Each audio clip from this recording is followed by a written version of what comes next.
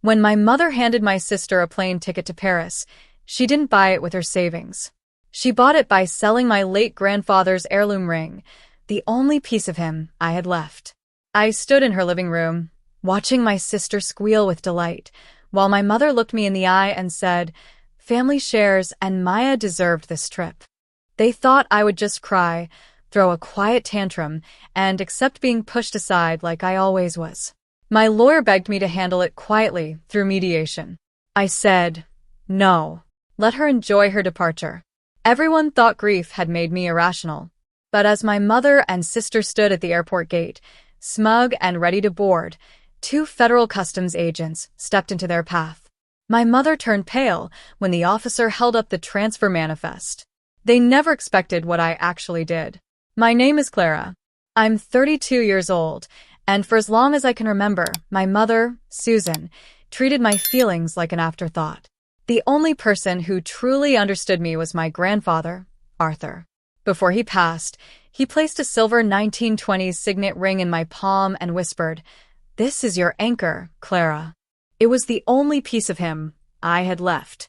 So, when I walked into my mother's living room 3 months after his funeral, I expected quiet reflection.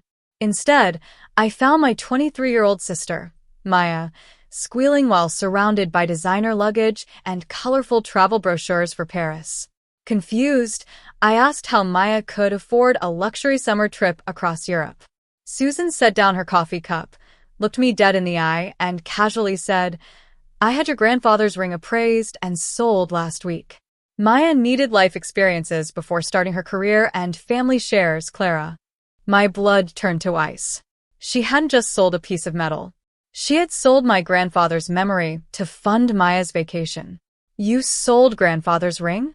My voice trembled, but my mother didn't even flinch. I demanded the buyer's contact immediately, but Susan just rolled her eyes and smoothed her blouse. "I'm Arthur's daughter, Clara.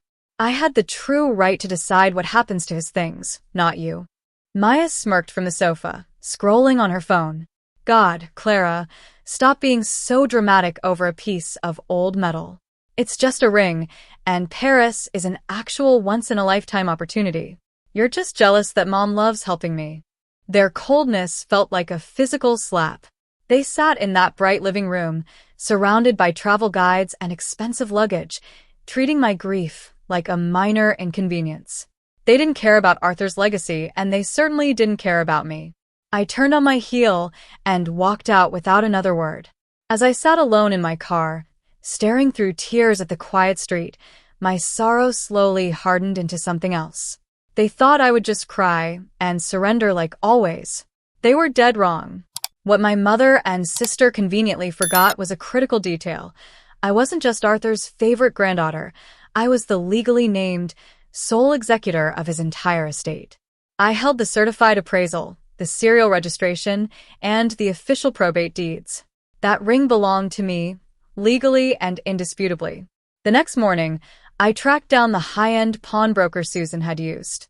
Armed with my executor paperwork, I confronted the manager and uncovered 2 shocking facts.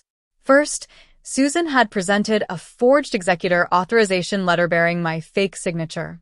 Second, she had used that wire transfer to directly purchase non-refundable, first-class international travel packages in Maya's name. I immediately took the evidence to my estate attorney. He shook his head and urged me to file a standard civil suit to recover the monetary value. "It's clean, Clara," he said. "We'll sue her." But a civil suit would take months to wade through court. By then, Maya would be sipping champagne in Paris, enjoying the fruits of my betrayal. A simple lawsuit wasn't enough. I needed a legal mechanism that would strike immediately, right when it hurt them the most. Over the next 3 weeks, I played my part to perfection. I stopped calling about the ring, stopped arguing, and even attended Maya's celebratory send-off dinner. I sat quietly, smiling politely as Susan bragged to the family about Maya's upcoming grand adventure. They exchanged satisfied glances, fully convinced that I had broken down and surrendered, just like I always used to. Maya even giggled behind her wine glass, mocking how soft I was. They had no idea that behind my quiet smile, I was laying a devastating legal trap.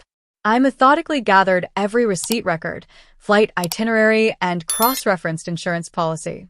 Then, I bypassed simple civil courts entirely and filed formal criminal charges with the police for grand larceny and title fraud.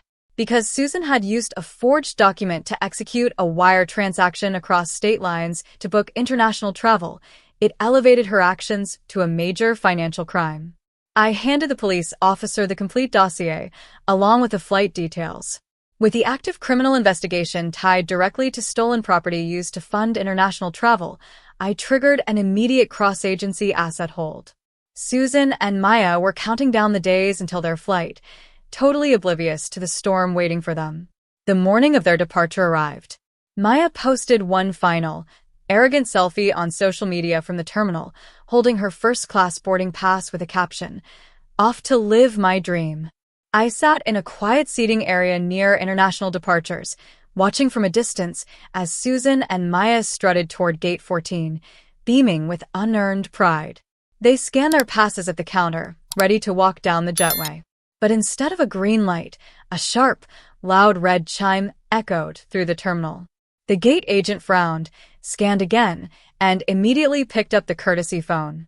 Within seconds, 2 uniformed airport authority officers and a plainclothes Federal Customs agent approached them.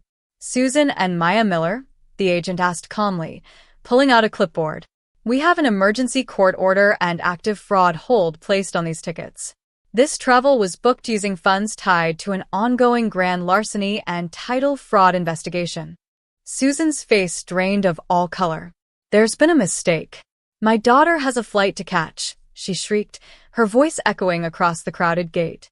Right on cue, I stood up from my seat and walked over, holding a crisp manila folder containing the signed court orders. Maya's jaw dropped in absolute shock as I locked eyes with my mother and whispered, "No mistake, Mom. Family shares." The chaos that followed was absolute. Susan began screaming at the officers, accusing them of ruining her family, but the federal agent remained stone-faced. Because the tickets, luxury tours, and hotel packages were directly purchased with illicit funds from the fraudulent sale of stolen property, every single reservation was frozen and seized on the spot by court order.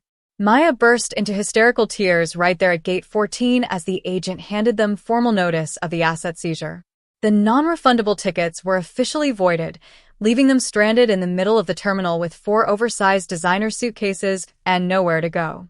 Because the sale of my grandfather's ring was proven fraudulent from its inception, the pawnbroker was legally forced to return the heirloom directly to me. To recover his lost cash, the broker immediately filed a massive indemnity lawsuit against my mother. Maya's dream trip was canceled in an instant, and Susan was left facing a mountain of debt, legal costs, civil judgments, and court-ordered community service for criminal forgery. They tried to destroy my grandfather's memory for a summer vacation, but instead, they completely unraveled their own lives. A month later, I sat quietly on my porch, watching the sunset with a warm cup of tea. On my hand, the 1920s silver signet ring caught the evening light, right where it belonged. Standing up for myself wasn't about spite or revenge. It was about honoring my grandfather's memory and refusing to be treated like an afterthought. Now, I'm curious about your thoughts. Do you think I went too far by stopping them at the airport, or did they get what they deserved? Comment below, and don't forget to check out the next story on screen.